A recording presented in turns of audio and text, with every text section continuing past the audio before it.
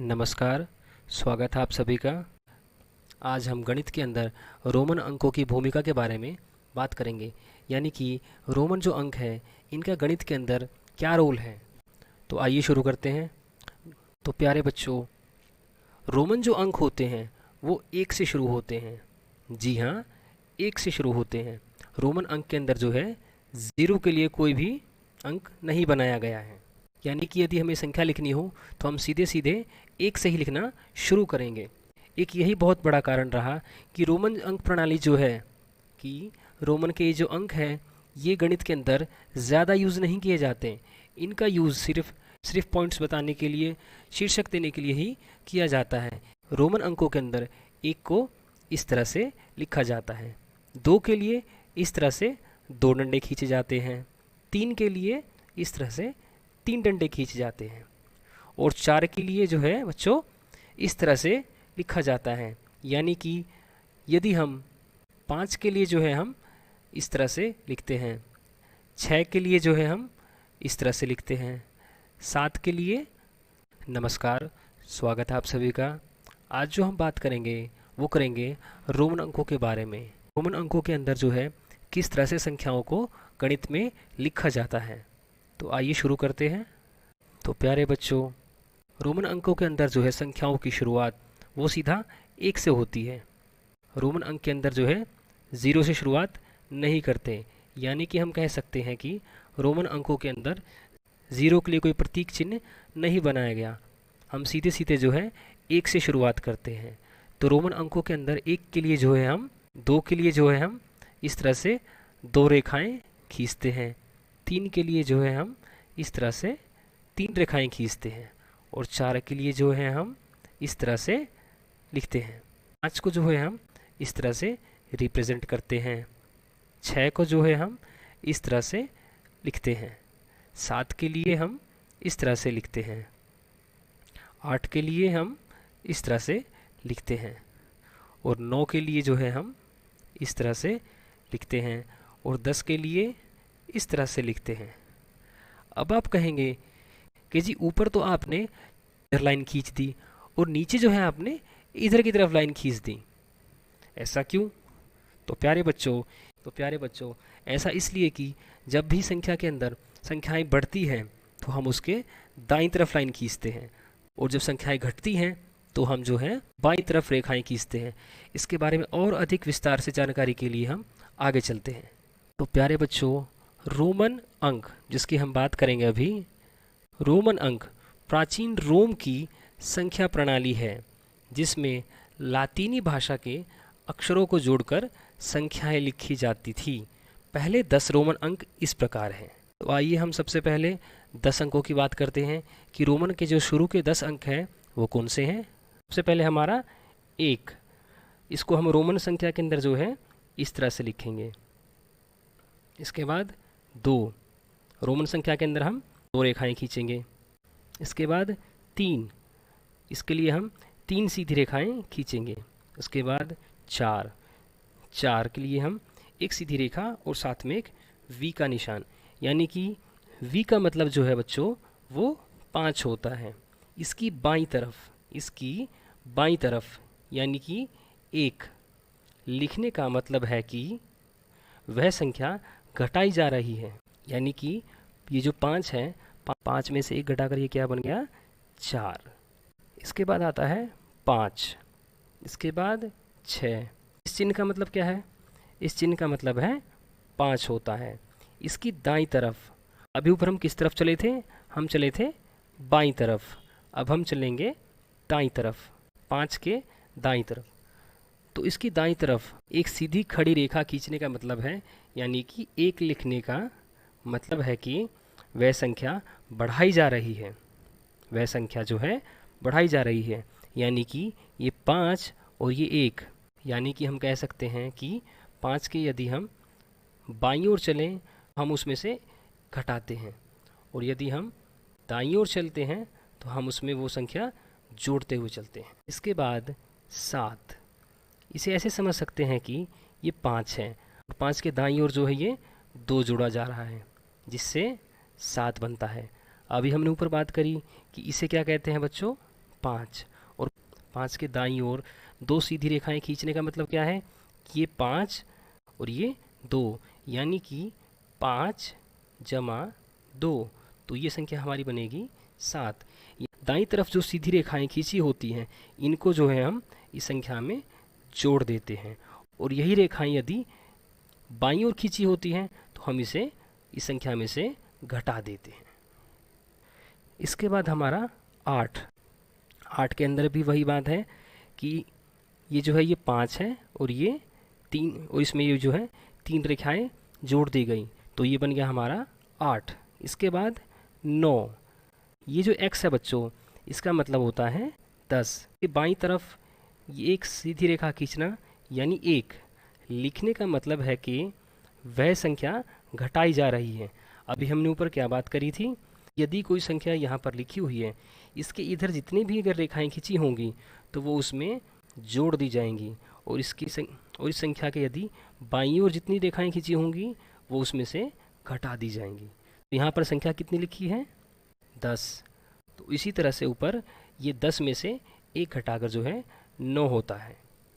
इसके बाद आता है हमारा 10, रोमन में इस तरह से लिखते हैं। इसके बाद आता है बच्चों 11 को हम इस तरह से लिखते हैं, यानी कि 10 और दाईं ओर 1 रेखा खींचने का मतलब है कि 10 में जो है 1 को जोड़ा गया है, जिससे कि ये बन गया 11। क्या बन गया 11।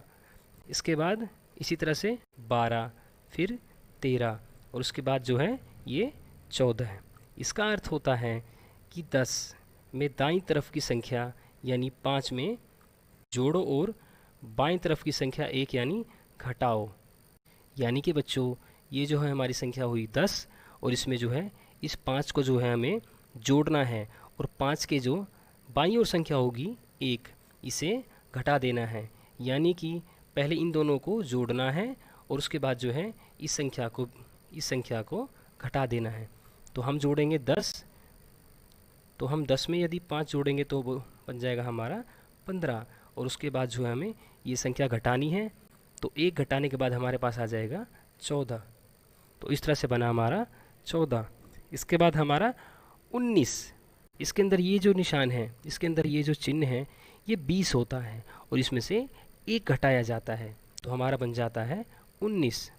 इसी तरह से आगे 40 के लिए हम L का मतलब 50, क्या होता है बच्चों 50, जिसमें कि x घटाया जाता है, यानी कि L हमारा हो गया 50, और इसके पीछे जो है ये x, ये हमारा हो गया 10। तो हमने ऊपर अभी क्या बात करी थी कि संख्या के यदि बाईं ओर कोई संख्या होगी तो वो उसमें से घटाई जाती है। तो L यानी 50, और 50 के पीछे है 10, तो 50 में से यदि हम 10 घटाएंगे तो हमारे पास आ जाएगा 40। तो इसी 40 के लिए हम यूज़ करते हैं, तो इसी 40 को हम रोमन संख्या में इस तरह से लिखते हैं। इसी तरह से आगे बढ़ते हुए हमारे पास आ जाता है 80।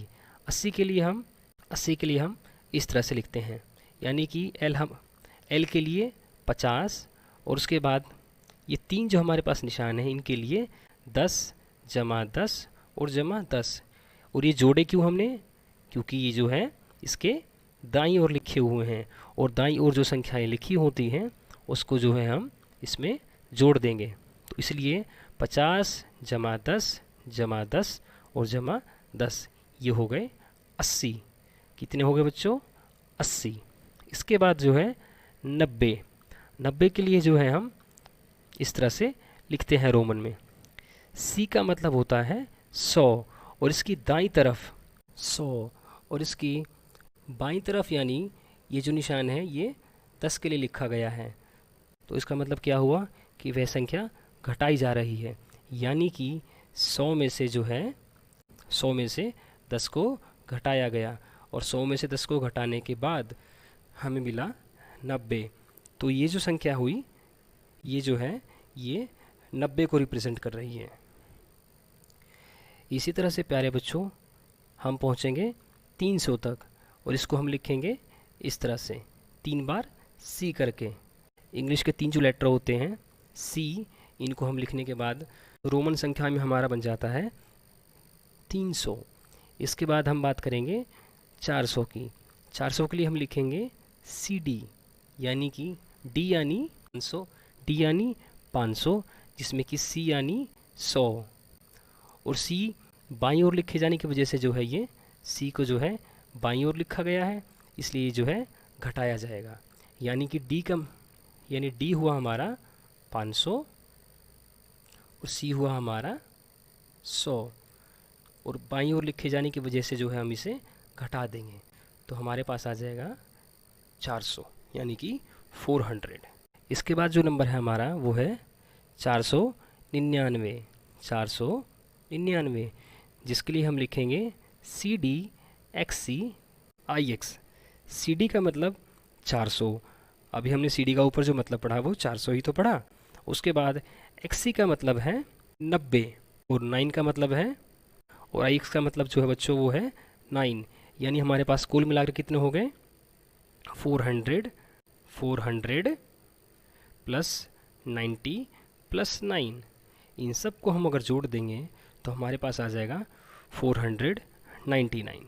इसके बाद इसी तरह से हम अपनी गिनती को बढ़ाते हुए पहुँचेंगे 1000 तक, और उसके लिए हम लिखेंगे M। इसके बाद हम और आगे गिनती को लिखते हुए पहुँचेंगे 1994 तक, और इसको हम लिखेंगे MCM XC IV, और इसको हम विस्तार से इस तरह से लिखेंगे, और इसके बाद जो है हम लिखेंगे 3888, और इसके लिखने के लिए हम लिखेंगे 3 बार M, फिर D, फिर 3 बार C, फिर L, फिर 3 बार X, फिर V, और फिर 3 बार I। तो आज हमने सीखा कि अंकों को रोमन संख्याओं में जो है वो किस तरह से लिखा जाता है। तो सबसे पहले हमने जाना 1, फिर 2, फिर 3, फिर 4, और फिर ये 5, फिर 6, फिर 7, 8, 9, और ये 10, इसके बाद 11, 12, और इसी तरह से आगे बढ़ते हुए हम पहुँचे 20 तक। उसके बाद 30, फिर 40, फिर ये 50, और फिर 60, 70, 80, 90, और फिर 100। इसी तरह से अपनी गिनती को हम आगे बढ़ाते हुए पहुँचे 200 तक, यानी कि हमने लिखा 2 बार C, फिर 300, फिर 400, फिर 500, और फिर हम पहुँचे थे 1000 तक। तो प्यारे बच्चों, आज जो हमने सीखा वो ये सीखा कि अंकों को जो है रोमन संख्याओं में किस तरह से लिखा जाता है, और संख्या के जो है दाईं ओर यदि कोई नंबर होता है, दाईं ओर जो अंक होता है उसे हम उसमें जोड़ देते हैं, और यदि उसके बाईं ओर कोई अंक होगा तो हम उसे उसमें से घटा देंगे। और हमने जाना कि रोमन संख्या के अंदर जो है ज़ीरो के नहीं होने की वजह से जो है रोमन संख्या को लिखने में बड़ी ही कठिनाई का सामना हमें करना पड़ता है, और यही एक कारण रहा, और यही एक बहुत बड़ा कारण रहा कि ये जो रोमन अंक हैं ज़्यादा उपयोग में नहीं लाए गए, और इनका दायरा जो है वो सीमित है। बड़ी संख्याओं के लिए हम इनका प्रयोग नहीं कर सकते क्योंकि ये लिखने में काफ़ी कठिन होती हैं, परंतु इनका प्रयोग हम शीर्षक बताने में या फिर पॉइंट्स लिखने में, हेडिंग डालने में, इस जगहों पर हम इनका प्रयोग करते हैं, परंतु बहुत ही बड़े स्तर पर जो है इनका प्रयोग नहीं किया जाता, परंतु बहुत ही बड़े स्तर पर रोमन अंकों की संख्या के प्रयोग से बचा जाता है। तो चलिए प्यारे बच्चों, अब आप जो है रोमन संख्या के अंदर आज की तारीख यानी कि डेट, और आपका डेट ऑफ बर्थ, और आपकी क्लास, और आपका रोल नंबर, इन सभी को जो है आप रोमन संख्याओं के प्रयोग से लिखने की कोशिश कीजिए। तो चलिए प्यारे बच्चों, आज के लिए इतना ही। सभी स्वस्थ रहें, मस्त रहें, अपने काम में व्यस्त रहें, और इसी तरह से अपनी पढ़ाई को जारी रखें।